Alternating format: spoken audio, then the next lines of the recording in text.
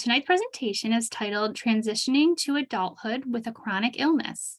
And the presenting physician is Dr. David Tobin, a board-certified pediatrician at our downtown Plymouth pediatrics practice. Welcome, Dr. Tobin.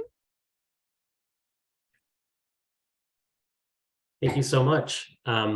This is a new thing for me, and I was talking to Allison right before the guests got on, and so this is kind of a new thing for the pediatrics division as well, that we're trying to do, that has sort of been born out of COVID and finding creative ways to reach people in the public, and talking about some things that are very much related to what we do in pediatrics, but things that we don't necessarily have the time to talk about in the office. Maybe things that we touch on a little bit or answer questions about, but don't have the opportunity really to go into as much detail. So I was asked to do this, several months ago, maybe a year ago, by one of my coworkers, as this new idea was rolling out, in part because this is something that we deal with on a regular basis, but also because of my unique background. So I'll go into that stuff a little bit. Just a little bit of background on me. As Allison said, I do work at the Plymouth office in downtown Plymouth. I've been with IHA. I'm starting my third year now, and this is my first big kid job out of residency. So it's a learning curve for sure. There's a lot of practical stuff that I didn't quite have coming out of residency, and I'll just say in general, as a plug to our practice, the mentorship that I've gotten so far has been really, really good. So hopefully it's a good experience for our patients, but on the inside, it's a really good experience for me too. So hopefully technology works for us here, and we'll try to advance. Hold on a second. Okay, there we go. So I sort of alluded to this a moment ago. Why am I interested in this topic? Well, clearly, number one is that I'm a pediatrician.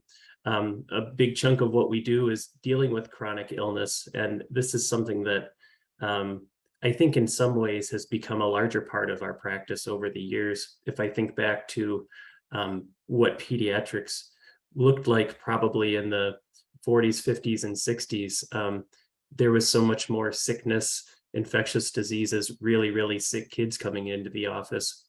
As medicine has gotten better and we've learned more, that aspect of what we do has sort of decreased, I would say. But we've also learned more about the things that, rather than, I hate to be frank about it, but a couple, 100 or 200 years ago may have killed us, we're living with these things now and we're thriving with these things. But how to do so in a positive way and in a healthy way is a bigger part of what we do. The other piece of that is mental health too, which is a huge, huge chunk of what we do in pediatrics and primary care in general, especially in the last couple of years, I would say. And so really, this is something else too that I would consider a chronic illness that people deal with over a long period of time. It waxes and wanes, and as we send our young patients out into the world, we need to prepare them for managing that on their own too. The second reason why I'm interested is, well, I have a chronic illness. The picture over there on the side, full disclosure, that's not me, that's actually my younger brother. So back when I was in elementary school, I think around fourth grade, my brother, who was 3 at that time, was having a bunch of weird symptoms over the course of a couple months, ended up being hospitalized, and he was diagnosed with type 1 diabetes. I'm 6 years older than my younger brother, and so I sort of got to witness what that process looks like, going from a household with 2 quote unquote normal healthy kids to now a 3-year-old with a chronic disease that we know nothing about, and in an age that's hard to really communicate with. A 3-year-old trying to tell you what they feel like and what symptoms they have, and also trying to give them injections with insulin multiple times a day was quite a thing to live through. Flash forward a couple of years, I developed the same symptoms. I was in 7th grade at the time, and sure enough, 2 for 2, both kids in my family, both with type 1 diabetes. So then I went through the same process again as a teenager in middle school, and dealt with those challenges and some of the more social stressors that come along with that. And again, seeing how the household gets altered. So picture there is my younger brother with our endocrinologist, Dr. Garrett's, who I would say was one of the first docs that I met that worked with kids, that really made me think, wow, this is really cool. It's really cool what a good doctor can do and have an impact, how they can make something that's sort of negative into something positive. And that's what I've carried with me. That was really the reason why I do what I do, being able to go through that on multiple sides of, being the patient, being the sibling, now being on the doctor's side, which I think is really cool.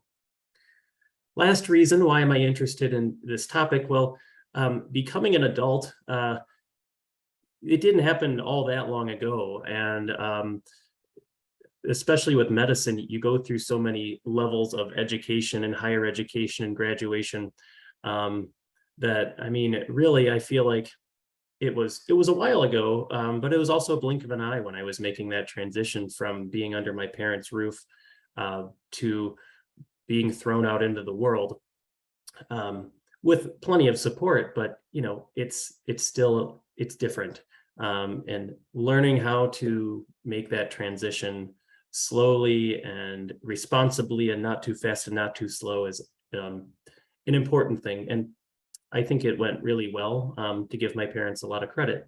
But I do feel like this is something that still is sort of recent to me. So if that's helpful, I don't know, maybe that gives me a little bit more credibility to talk about this.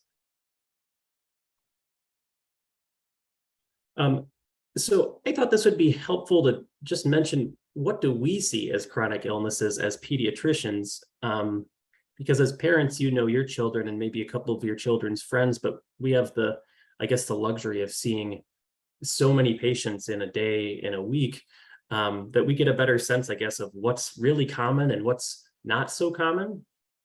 I would say our top 2 bullet points, especially in the last couple of years, are probably the most common chronic things that we see.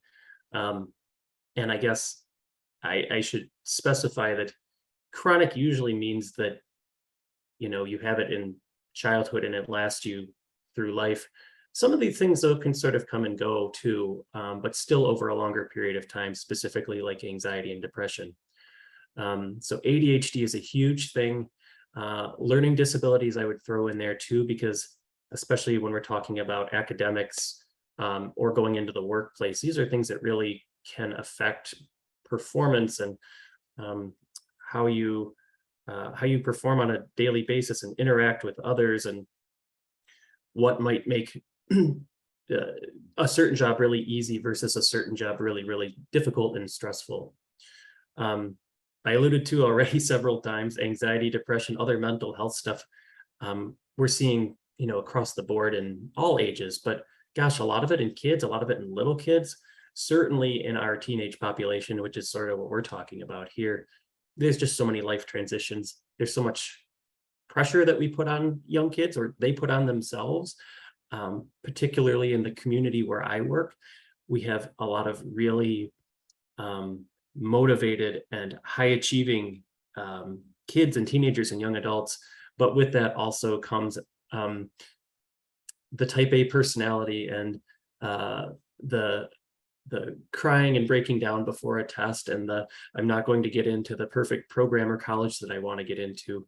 And our kids they struggle to be kind to themselves, I think. And so this is something that we see a ton of. Allergies, asthma. I mentioned that I have diabetes and my brother has diabetes. We also both did deal with asthma as children too, and sort of the chronic type where you're taking a medication or an inhaler a couple times a day on a daily basis. So when we're talking about going out into the world and living by yourself and living around triggers and pets and things like that that might make these things worse, that's also a consideration that could make living on your own really easy or really miserable.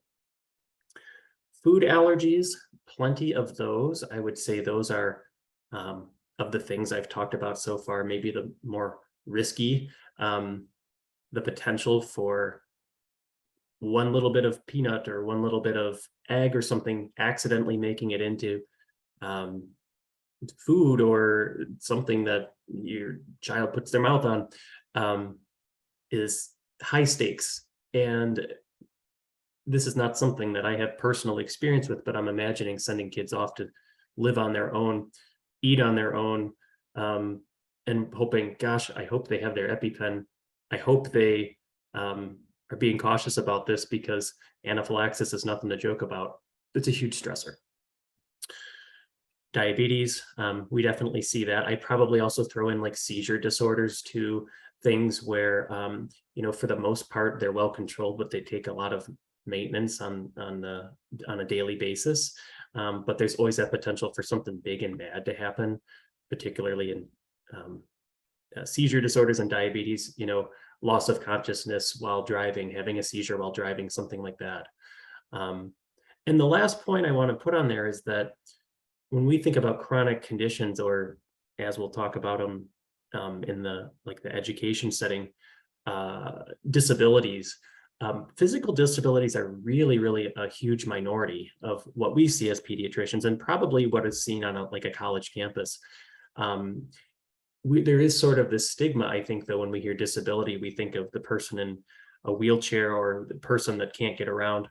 Certainly that counts, but all these other things that I've mentioned are probably far and away outnumbering physical disabilities. And so I remember the thought I had when I heard about disability services and things like that at my college. Oh, that doesn't really apply to me. And it really does. So it takes a moment to stop and think, it goes beyond just the physical. So what are the challenges? This is coming from, I think, me more so having gone through it. What are some things that I've noticed that are hard about this? Well, one, I think we all know, whether or not we've thought about it in these exact words, but the transition to adulthood feels longer now than it used to, more prolonged. When I think of my parents, and my parents are in their 60s, gosh, they graduated high school in the 1970s. You graduate high school, a college degree is not required. You go up and down, the main road that you live off of, apply at places, get a job and a call back within a couple of days and start working a full-time job, and that's your career. That type of thing just doesn't happen, even with the types of jobs that, maybe we wouldn't think even require a ton of education. Once we turn 18 and once we graduate high school, for most people, even if it's not college, that process is just longer now. The downside is that the age that we become adults is still 18. We still have to make decisions on our own. We still have to sign off on everything. We are responsible for our own healthcare. We're responsible for our own financial decisions. And suddenly that moment where parents are in control of everything to, well, sorry, we can't talk to you. We actually have to talk to your child because they turned 18 yesterday. It's all on them. Assuming responsibility of all the things, I think, is probably the hardest aspect of this transition. And that varies from person to person. But, I think it goes without saying, when we think about our kids, you doing everything for them, switching over to them, assuming that responsibility, hopefully gradually, that's most of it. Some other smaller things, seeing a doctor, making appointments on your own, making it to the doctor's office, trying to get there on time, those types of things are important. Mental health, even if you're not somebody who deals with anxiety, depression, ADHD, things like that chronically, that can become an issue during this period of time, again, because there's just so many stressors. There's a financial aspect of it, which I think I speak for a lot of people in my generation and younger generations, where we just feel not super well prepared to deal with finances, and we kind of feel financially illiterate, and there's not a great way that that's taught right now. That suddenly becomes their responsibility. And then the last bit is, well, what can you do? What kind of accommodations are there for trying to thrive as much as you can? So we'll go through those things one by one. Assuming responsibility. So maybe it's obvious, maybe it's not, but raising a responsible child doesn't happen overnight. If it's the night before college starts and suddenly you're transitioning to, okay, you have to remember to take your medication, you have to remember to call for refills, don't forget your doctor's appointments, don't forget to pick up your prescriptions, that's probably too late. Living in a household, I can say from firsthand experience, where that was done more gradually, I think is a huge, huge benefit. So I apologize for bringing it back to my own my own chronic illness, but in diabetes, you're responsible for checking your blood sugar, figuring out how many carbohydrates you've eaten at a meal, dosing your insulin through a shot or through an insulin pump appropriately. These were things early in high school, being diagnosed late in middle school, that I started doing a little bit on my own. When I was out with friends, practicing doing that on my own, having things,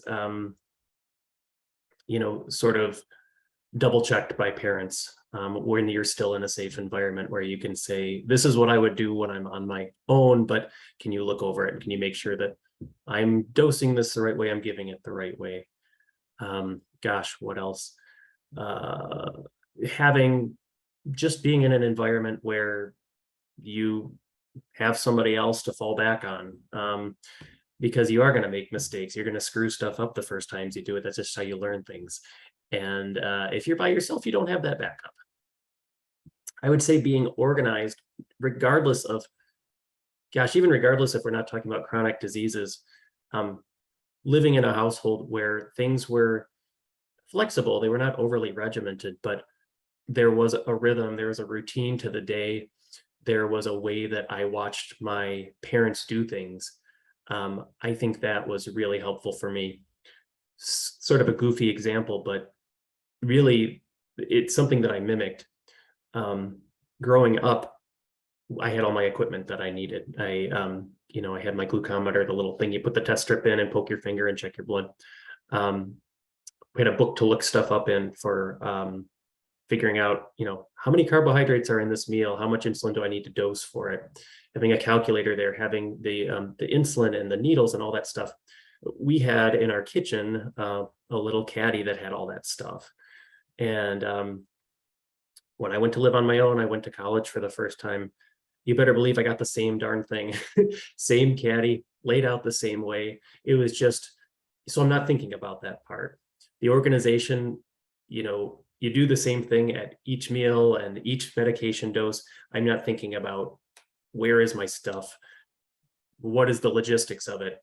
I'm just focusing on how do I do it in a safe way. So really mirroring what I saw growing up, I think that takes a lot of the guesswork out of it, and it takes a lot of the scattered part of it, because honestly, when you're, and I'm going to talk about college, you got a lot of other stuff on your mind. You've got social things, you've got academic pressures, you've got things that you want to go do, and you're probably not going to want to reinvent the wheel and figure out, oh, how am I going to be organized for the first time? Where am I going to find all of my medication? And how am I going to, how's the flow of my day going to go between classes? Having that set up ahead of time is huge. And that's really what parenting is when we talk about little kids too. I mean, kids do what they see, they reflect what they see.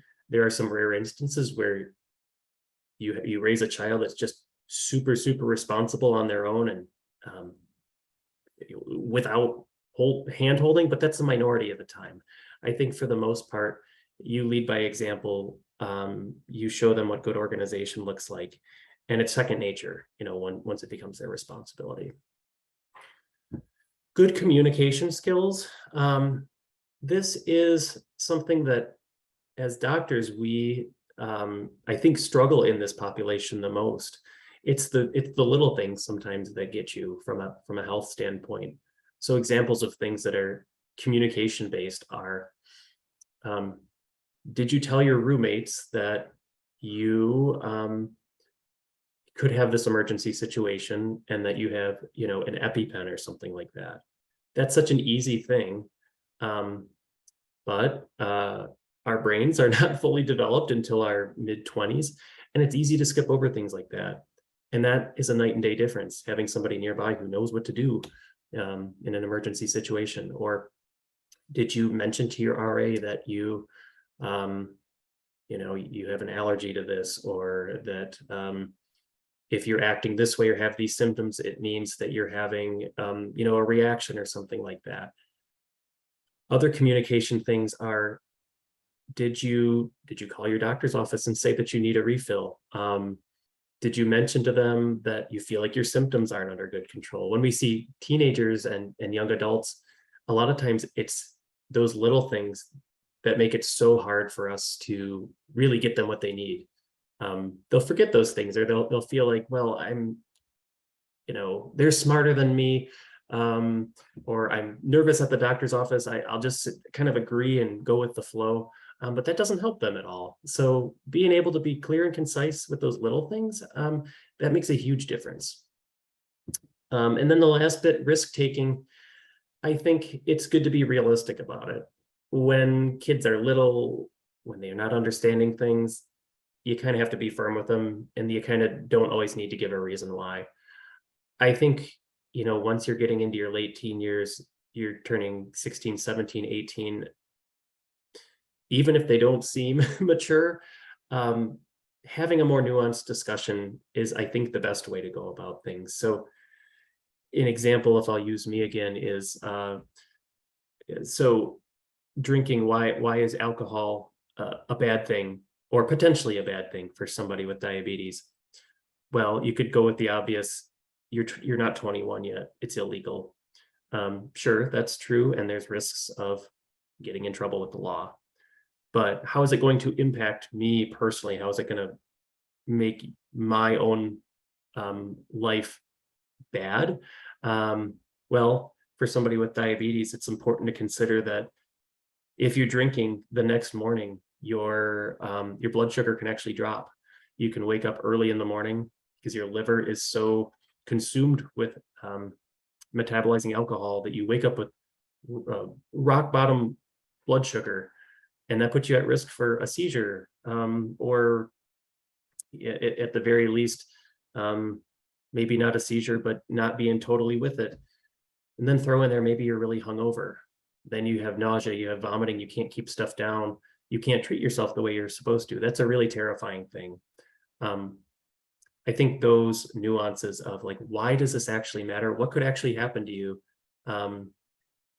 Those, for me, were really important. Same thing with like pregnancy.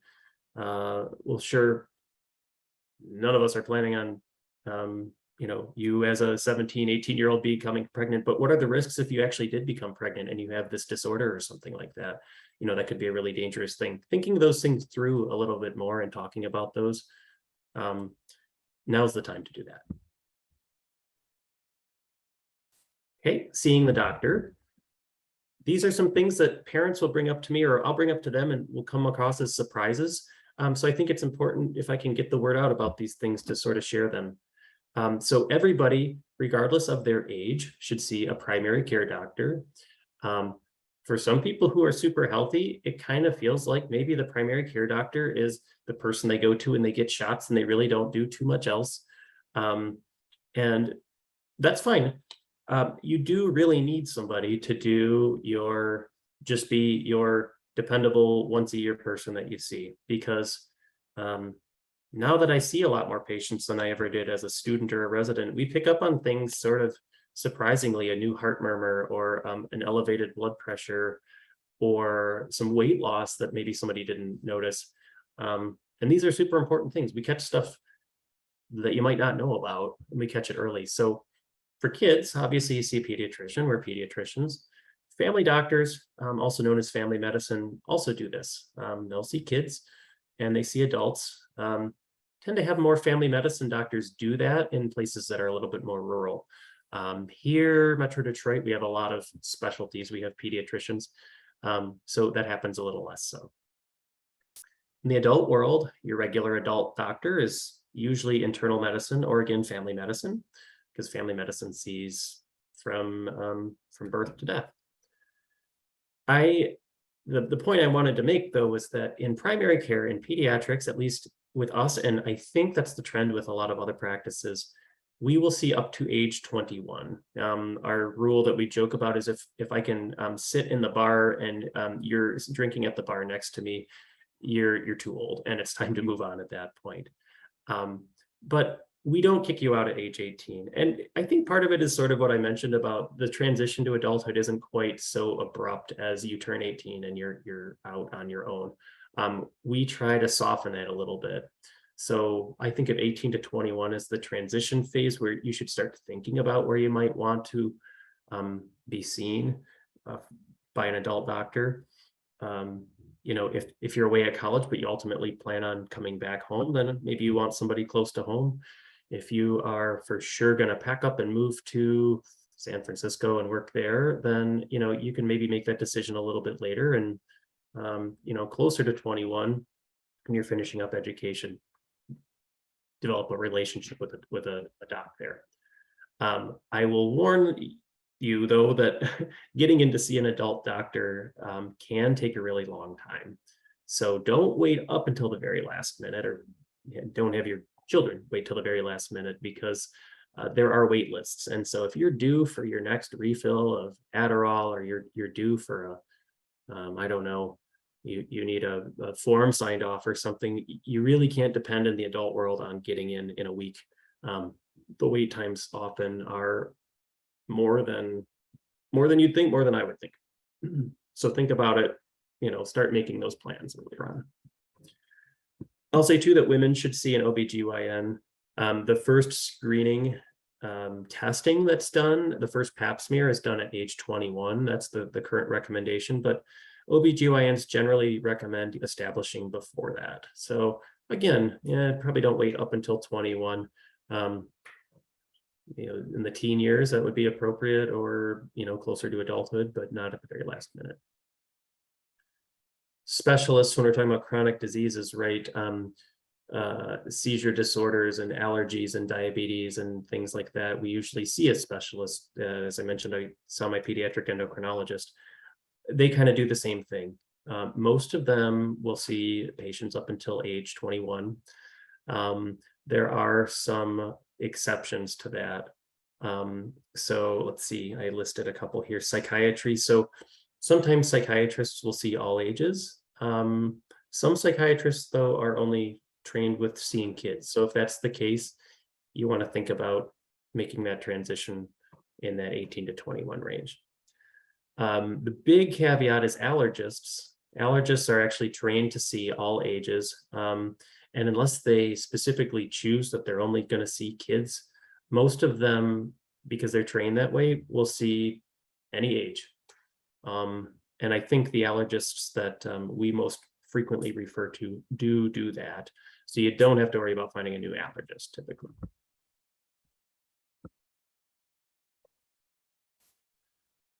Something else to consider about seeing the doctor is that arbitrary, but not really arbitrary, cutoff of turning 18. So this should definitely be a conversation with your child, your young adult, rather than coercing them. But there are options. Under HIPAA, once you turn 18, your health business is your own health business, and it's not anybody else's unless the person who is now an adult gives permission. So from office to office, there is the option for somebody who's recently become an adult to say, I'm good with my parents knowing about this. I'm good with them calling up here and helping me out with things. I will say, though, that there's nothing like uniform where you sign one form and it applies to every healthcare facility that you go to. But this form here is our authorization to share information that we use at IHA. And this is the one that we use starting at age 18. And I really like it because it gives a lot of options, and I think it's really reasonable. And the other thing to note is that your child can change their mind at any time. So over here on the right side, I put kind of what the options are for us. This is maybe different at other places, and you'd have to read their form to see how they do it. But for us, option one there is, I am now an adult, but I am fine with my parents knowing literally everything, including the juicy details. So if I enroll in rehab for drug abuse, if I am seeing a psychologist for therapy, if I am coming in for birth control, if I have a positive gonorrhea or chlamydia test, hey, I want my parents' help with that. I want them to know. That's option one. Option two is they can know everything, but those little things in that box that are sort of the juicy sex, drugs, and rock and roll details, I don't want them to know that. But for your regular, how was their heart? What did their lab work look like? Please, I want them to know. That's option two.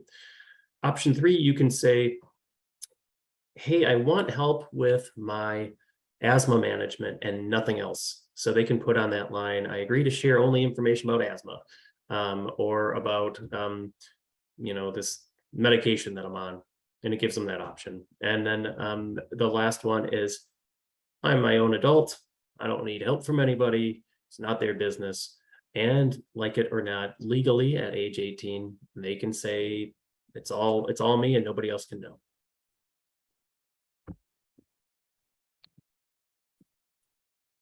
Moving on to mental health stuff.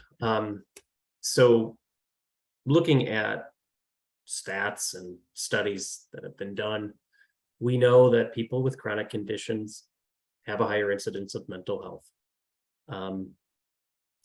I think that probably, the amount of mental health concerns we see post-pandemic is higher, but I'd be willing to bet that those with chronic conditions are even higher yet. It's just an added element of another stressor in your life. It's, it's more doctor's appointments, it's more risk, it's more things to remember. It's more pressure on yourself. So for anybody, but especially those who deal with illness or disease on a chronic basis, we always kind of want to keep our feelers out for how are they doing? Are we struggling with stress or anxiety or feeling down about this? The good thing is there are options. The first thing I'll mention is just pure wording. The difference between psychology and psychiatry is big, and it's helpful to know. So psychiatry, psychiatrists are physicians. Nowadays, vast majority are not going to do therapy. They're not going to do counseling. Mainly, they're prescribing medications. They're managing medications for anxiety, depression, bipolar, schizophrenia, some ADHD, things like that. They're the ones that are managing side effects of medications and making sure things are dosed the right way. As an aside, in peds, we do a lot of this too when it's straightforward, but we have psychiatrists help us for patients who are a little bit more complex or have some side effects that we struggle to manage. For a lot of people, the first step, though, is not psychiatry or medication, but it's talking to somebody, going to therapy. And so when you see a psychologist or psychology, counseling, therapy, those things are all synonymous. And therapists can come from a variety of backgrounds. In general, they're not physicians, but they could be social workers, they can be LPCs, they can be PhDs. So that can get a little complicated because everything is really complicated. For our young adults, There are some options though that have made things easier. For one, telehealth is a much bigger thing now, just like this presentation where I'm able to do this from my office at home. A lot of psychology, a lot of therapy is done this way. And so you know, depending on the rules for the state that you live in, even in some instances, you can get therapy from somebody who's not even in the same state. I can't speak to that specifically for Michigan. Sometimes there are issues with getting access from somebody in another state. But that aside, you could have a therapist who's working in the Upper Peninsula. You could have a therapist that's working in the Grand Rapids area.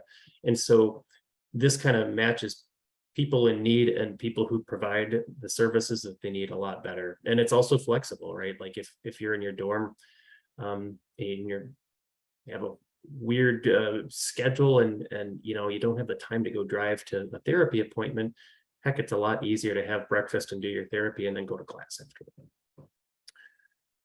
A lot of campuses, a lot of college campuses will have therapy services or counseling services available. I don't know if that's something that's required, but I kind of feel like it's either a requirement for higher education or it's something that they pretty much all offer. Sometimes these services are free. Sometimes they're done by you know, psychology students who are in training, and a lot of times it's done by real therapists who are not in training, but it's still something that's a perk that comes along with going to college. I'll say that this is something that I used when I was in college, as well as in medical school, for times when I was dealing with a lot of anxiety and trying to get a handle on that. And it was a great service. It was anonymous. It was free for a number of sessions. It was handy because it was on campus. I didn't have to, you know, drive somewhere. So that's always an option. It might not be a super long-term option, but you know, thinking when I used this, I think it was like 12 sessions or so at least that they offer, and then they can transition to somebody in the community. The last thing is insurance is always a nightmare. I think families hate it and patients hate it and we hate it. So if you're really in a bind and you don't know where to go, you don't have a list of people, you don't know who your insurance is going to cover, very frequently we'll say, call the number that's on the back of your insurance card. There is a number for mental health. I think it's mental health and substance use or something like that. I don't know how efficient it is, but that is a surefire way to figure out where you can get access. So don't forget about that if you're struggling to find that, or rather tell your young adults that that's always an option. Okay, money, financial stuff. This was interesting to me, and this was all sort of coming up as I was getting older. Like it or not, for better or worse, the Affordable Care Act has changed things financially in healthcare. So young adults can remain on their parents' policy up until their 26th birthday. And for me, I got married, I think, let's see, my birthday's in March, so about 3 or 4 months before my 26th birthday. Even despite being married, I still had the right to be on my parents' policy. Of course, they have to agree to that. And, you know, you are then on like a family plan. And so your parents pay extra for it. But it doesn't matter if you're married, if you have your own kids, if you don't live at home with your parents, you're at college, you otherwise make all your own money, legally, you can be on their insurance. And for me, that was super helpful. I didn't have to worry about paying for my own plan, worrying about deductibles and worrying about if my coverage was right for coverage of insulin and pump supplies and test strips and all that kind of stuff. I still had a little bit of help with that. It does end on the 26th birthday. After that, you're eligible for open enrollment. It's sort of like considered a special period in your life, just like having a child, where you can then, even though it's not the end of the year, you can then opt to enroll in your own insurance plan, whether that be through school or your employer or on the healthcare exchange. The one thing is you just have to make sure you know when that last day is. I think for me, it was the very last day of March. My birthday is near the end of March, but rather than it ending right on the 24th. I think it was the end of March. And then come April, I had to be on my own. Then the last thing, it's sort of a financial thing, but sort of just a logistics thing. If your child is not living at home, make sure that you know where a good pharmacy is and they know where a good pharmacy is. Hours are a huge problem. As a prescriber with pharmacies, there's very few pharmacies that are 24 hours. Young adults keep weird hours. They're probably not super 9 to 5 kind of people. Even myself, I'm still not a 9 to 5 kind of person, even though my job dictates that I should be. So note down the hours. Some of them, especially with COVID and staffing shortages and all this stuff that have been changing, they will close early on some days. They won't have staff, and they'll, CVS will remain open, but the pharmacy actually closes at 3. And so it's shuttered by the time you go in there and you can't pick stuff up. Super important to know where that is. Make sure that the doctors have it on file, and that your child knows, when they can go and when they can't, so they can plan accordingly.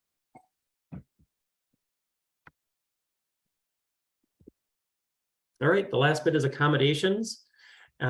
This information I got from, I talked to somebody from my old college, from Oakland University, that works in disability support services, to get a sense of what do you want me to share with families?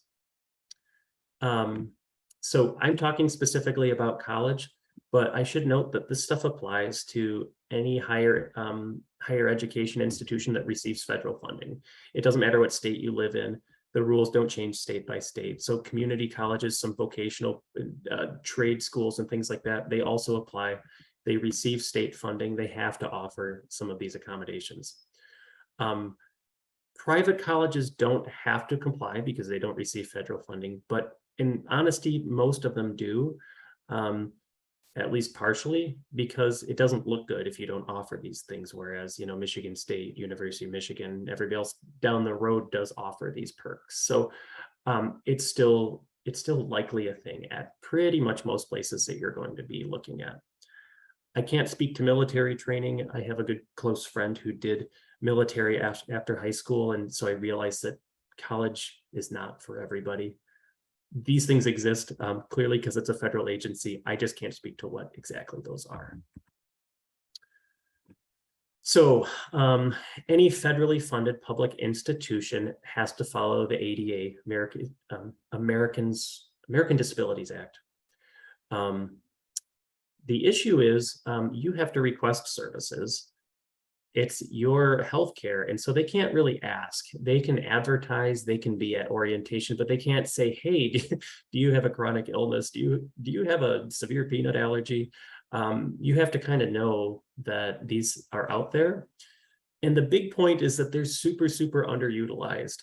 So for me, I never had any accommodations going into college. It's not something I thought about. As I said, I kind of thought of disability support as, I can't get into class because I can't walk, or I'm hearing impaired or something like that. But really, the vast majority of chronic illnesses, chronic conditions are not those things. And you have access to services if you have something that you're dealing with. So would it have helped me? Probably a little bit. I felt like I managed things pretty well on my own, but there were a few instances where I was mid-exam and had low blood sugar and couldn't concentrate. So went out in the hallway to find the pop machine, but the pop machine wasn't working. And so I had to take my test with blood sugar that was borderline low. And I'm sitting there sweating and shaky and not feeling so great. That didn't happen much, but had I had some services where I could say, "Hey, I have diabetes. Can you stop the clock on my test while I go take care of myself?" That would take some pressure off me for sure. One thing to note is that in K-12, what we're talking with families about a lot are things called IEPs or 504 plans.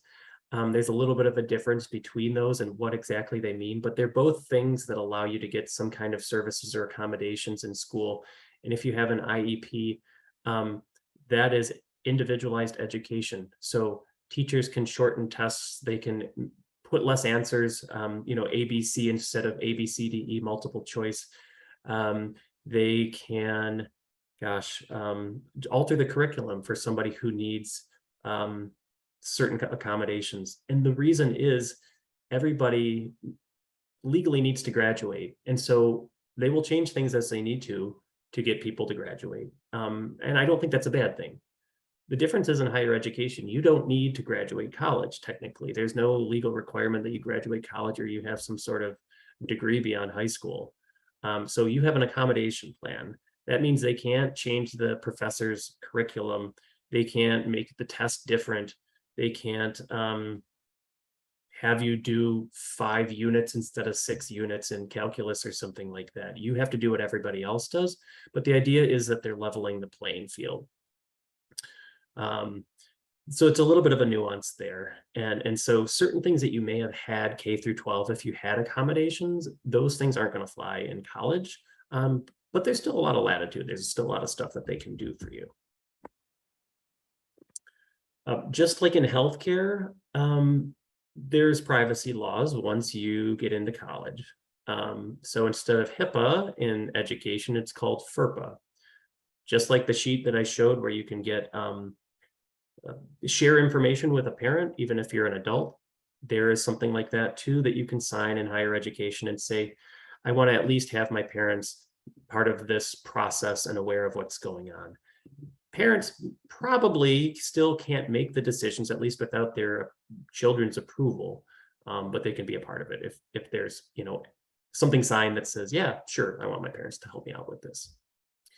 This even goes for kids who are less than 18, because once you go to college, even if you're a young person, you're 17 years old, you are the student, you're the client to the university, not the parent. So you are the main person who they're working with.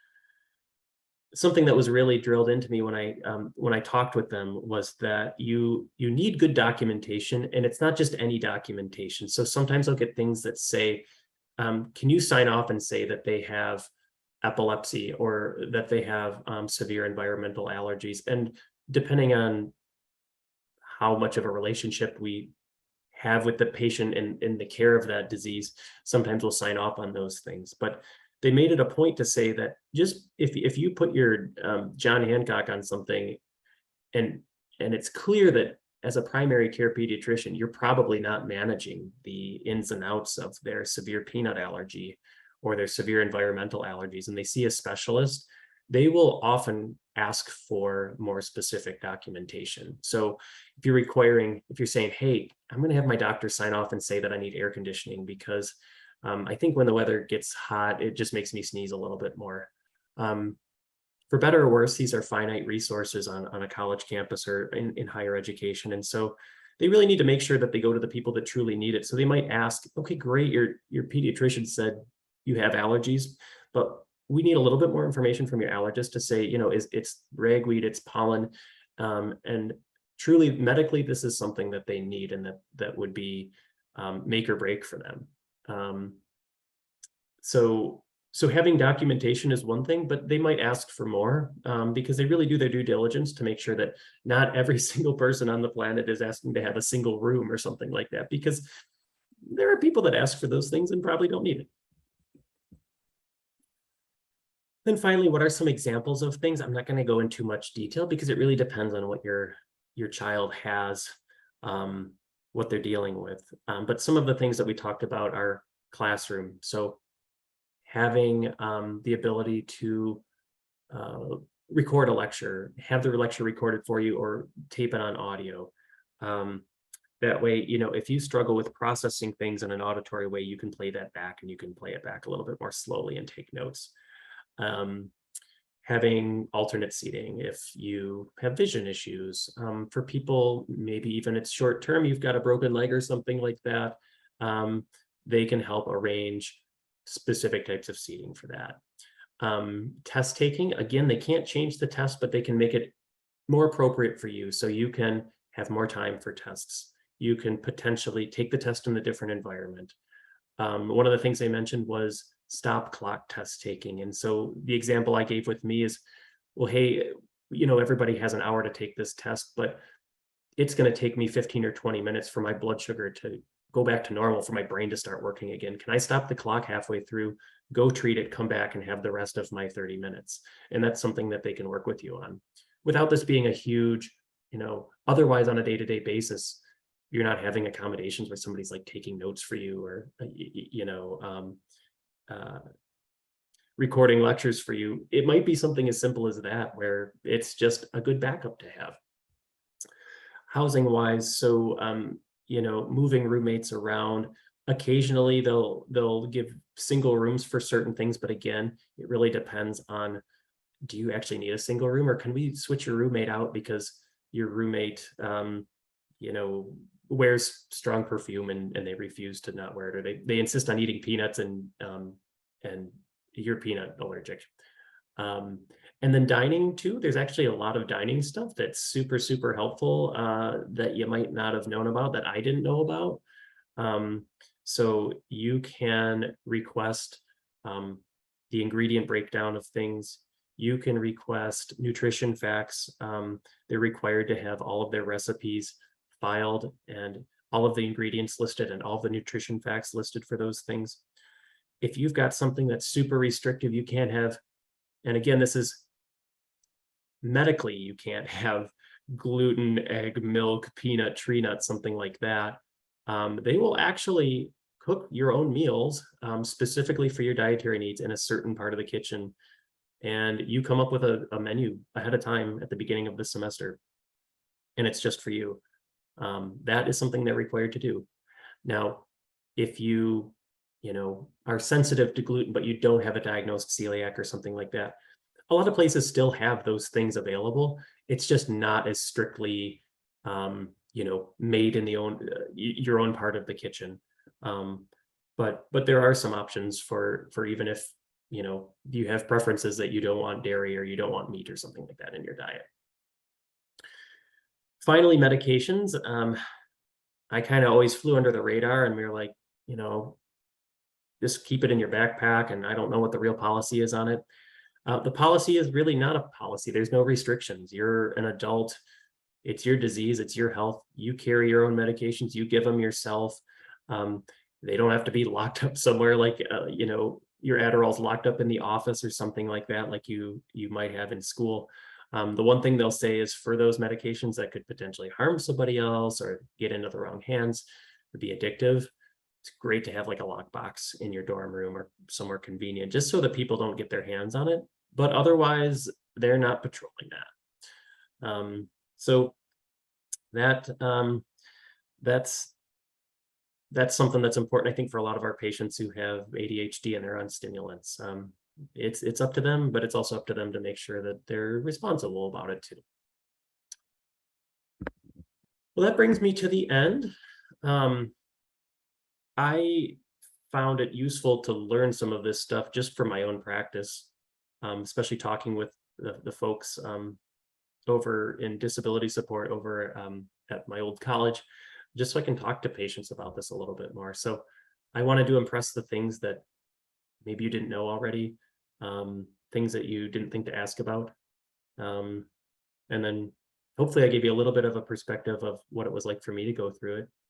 I don't know if this is something that there's a survey at the end, but this is the first time I've given this specific version of this kind of talk. So if there's things that are more helpful in follow-up and there's a way for you to let us know if it'd be helpful to hear about something else, feel free to pass that on. Yeah, so to That's answer your all. question, oh, sorry, Dr. Tobin. Yeah, no, I was just going to say that's all for now. So you can go Yeah, ahead. so to answer your question, there will be a survey for those in attendance. So absolutely, feel free to mark any comments there of things you would like to learn about, or they're welcome to also schedule an appointment with you and, start that conversation with you as well. Cool. So I thank you so much for the discussion. There's so many things that I just would never have thought of. And I imagine sending your child off to college is difficult enough as a parent. So kind of putting them out there on their own with an illness, it is really good to kind of have all those things in place before you get to that point. So I appreciate you taking the time to discuss. So if you would like to ask Dr. Tobin a question, you can type it in the Q&A feature at the bottom of your Zoom screen. And I actually have a few to start off with. So we'll kick that off, but please feel free to type in questions as we go. So when preparing to send your child off to school, whether they're maybe staying close to home or if they're actually moving out and doing the whole dorm living, should parents reach out to the school before a roommate's assigned or so that they can get a specific person to kind of avoid some of the issues that you noted? Okay. I would say, in general, once you're accepted, I would reach out and get the ball rolling on those things. Their busy season is in the summertime, and I don't know if that means that there's like a long wait time or what, but um, I would say as soon as and you know that there's potential for needing accommodations of some kind, I would start that discussion. Now, I don't know housing wise, and it may vary college to college if they can guarantee things ahead of time or not. It might be, there's a lottery and they have to wait and see. But I think being proactive, getting that stuff ahead of time would be what they would prefer to. That sort Excellent. of answers it, hopefully. Yeah, no, definitely. So do you recommend speaking with your pediatrician beforehand to see if like a mail pharmacy is a possibility so that those medications can just be sent right to your child and you kind of eliminate that whole pickup and ordering responsibility? They don't have to think about it. Sorry, could you say the first part again? My Yeah, no keyboard is problem. crying outside. No, that's okay. So can you as a pediatrician, are you able to help patients and their families get started on a like a mail order pharmacy where they Oh, can actually order their medications versus trying to find a CVS or some other place ah, that you would have to actually go to pick them up? yes. Yeah, we do that frequently. Not for this specific instance or this specific purpose, but we do send a order pharmacies quite a bit. Um, and I think it's probably variable from doctor to doctor how much we know about the options. But at least me personally, it'd be something I'd be willing to look into. And then if not, we actually, at least in our office, we have like a care manager who helps. We have a care manager and a social worker actually who can help with like making making calls to those places to figure out, Sure. I don't know, sometimes your insurance will have a preference or something like that. So yeah, that's a great idea actually. I think asking about that is a good idea. Okay, excellent. And I do believe that those resources are available across all of the Trinity Health IHA Medical Group pediatrics offices, as well as our primary care family internal. So those care managers are definitely there to help. Um, so there's a great comment in the Q&A here. So this person is saying they connected with University Health Services before their child moved in, and also getting your child into their health portal, which in our case would be My Chart, so they know how to send a message or contact one of their specialists. That's a great idea. So that was actually one of the questions that I wanted to ask was, do you recommend My Chart as sort of the resource for documenting the illness? We talked about kind of signing off that my child has this illness. Is My Chart a good place to do that so they always have an electronic record of it? Yeah, that is. I think the biggest challenge to my chart is kind of like you said, having the access to it, or getting access sort of, and then forgetting the access code or something like that. But once, even if we print off a letter, I think if we print off a letter that says, oh, so and so has this and they should be eligible for this and under my care, whatever it may be, those are things that can be seen after the fact. And so if you lose that paper copy, you can run off another one. And then the other option too is if you're not in the office and you say, hey, we need documentation of it, we can just from the get-go send it electronically, and then you always have access to it. So that is one really nice thing about my chart. Yeah, perfect. And I do believe that the staff in the office will help patients to log on, get their codes, get started if that's something that you haven't done yet. Yeah, I had one the other day that needed a strep test result, and the code had expired or something. Yeah, So sent them to check out, and by the time the test result came back, she had access already, saw the results, and it was easy. perfect. Okay, so you talked about a lot about your experience having diabetes. So if you have a child who has anxiety where maybe you don't have something that can measure, like you could measure your sugar was low, it's a little bit harder maybe with anxiety to measure, where your child's at with that. What are some signs that maybe they're experiencing more than a normal amount of anxiety that you might feel when you move away from home? So what is something parents should look for if they have a child who has some pretty severe anxiety? I think it depends on the person, and it depends on, to some degree, not totally, it's generalizing, but male versus female can be a little bit different too. But I think the things when my radar starts to go up for anxiety, you're hearing a lot about irritability, um, being short with you, um, being withdrawn, which can sort of be an anxiety and a depression thing. Um, you'll also see changes in appetite, changes in sleep, changes in energy.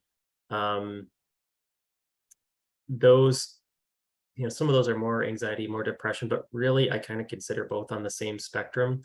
Some of those things are kind of hard, right? Because their sleep is going to be sort of messed up, maybe depending on what the change in schedule looks like.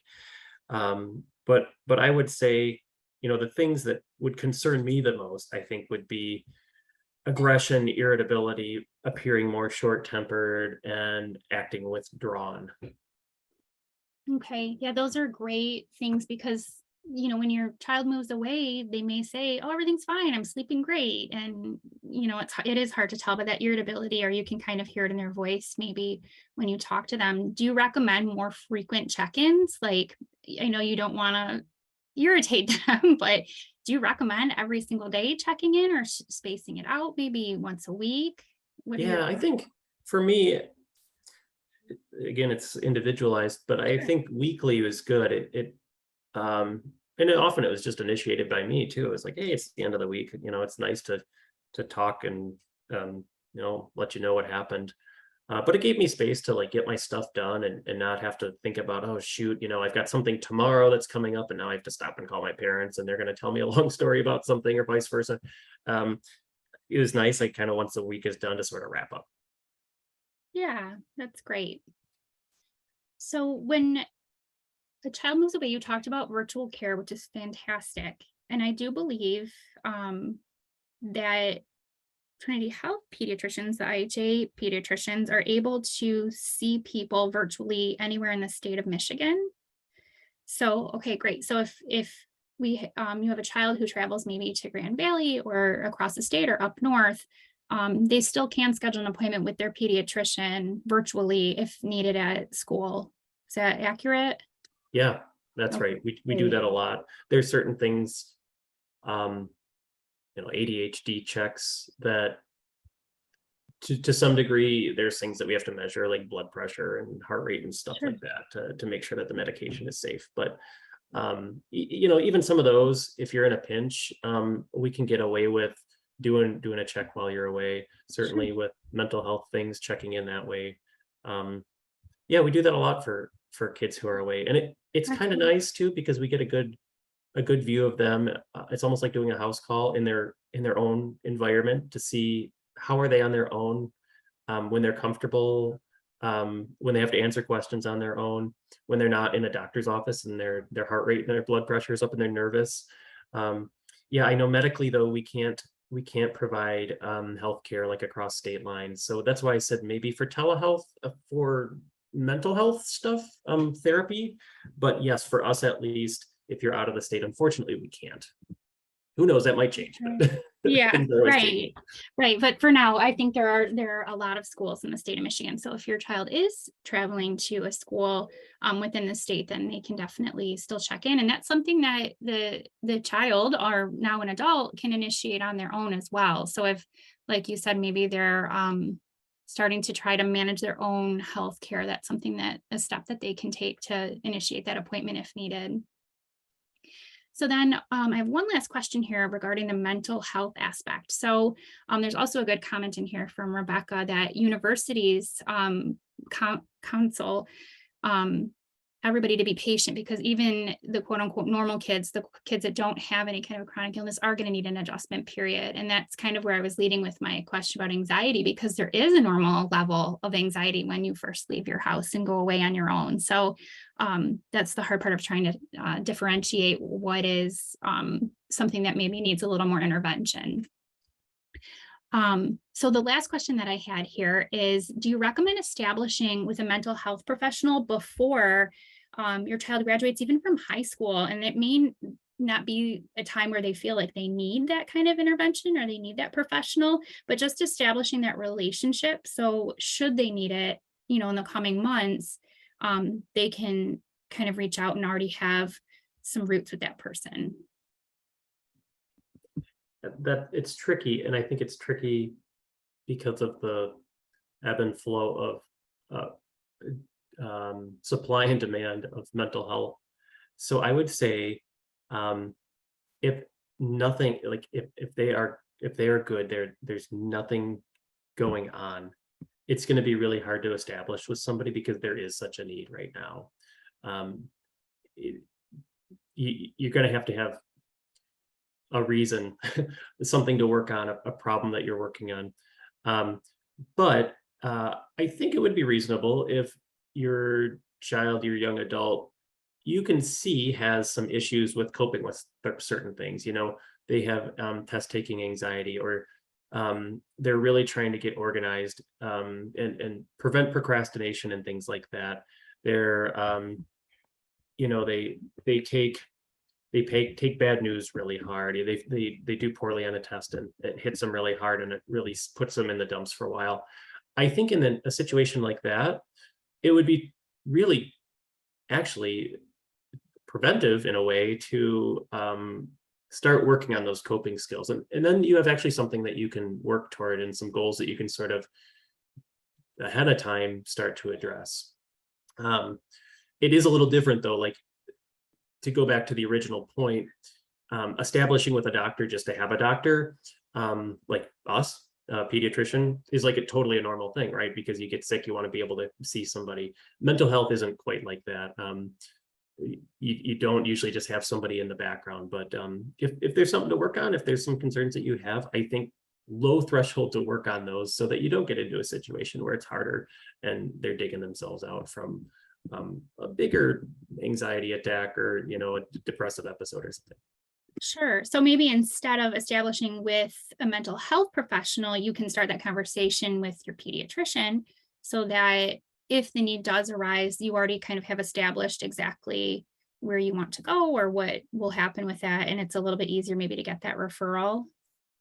Yes. Okay. Because that's trying to find somewhere to go is that's a process in itself.